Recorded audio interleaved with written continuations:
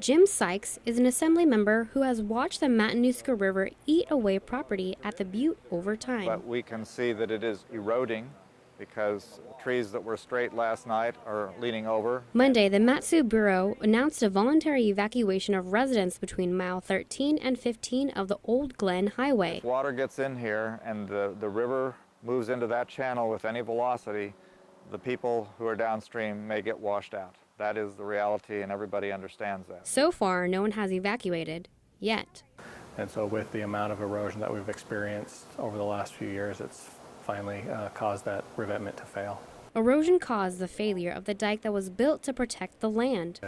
The Old Glen Highway acts as a barrier between other neighborhoods on the other side of the road, and then most of the other folks downstream live on a hill, and they're underneath a different protective system with finger dikes.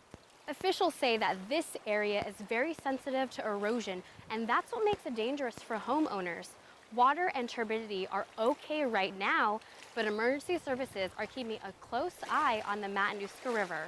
And so we're going out and looking at different times during the day to make sure that if it breaches and water starts going through there, we'll at least be able to allow the residents a little bit of heads up time to leave. And we'll continue to do that until it breaches, water comes through, until we can figure out which way the water is going to flow once it comes through. The water in the Matanuska River is moving at 16,000 cubic feet per second.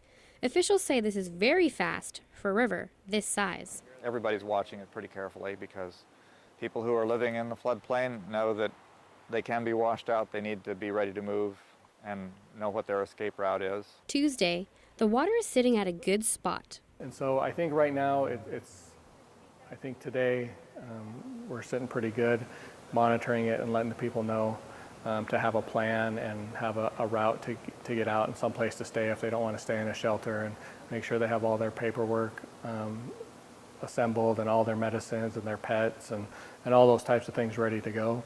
But no one can guess what happens next. Residents just need to be prepared for the worst. So water is an interesting process. You can't always predict where it's going to go, but it's very powerful, and there's a lot of water moving right now. Reporting in the Mat-Su, Pearl Grace Rasmussen, your Alaska Link.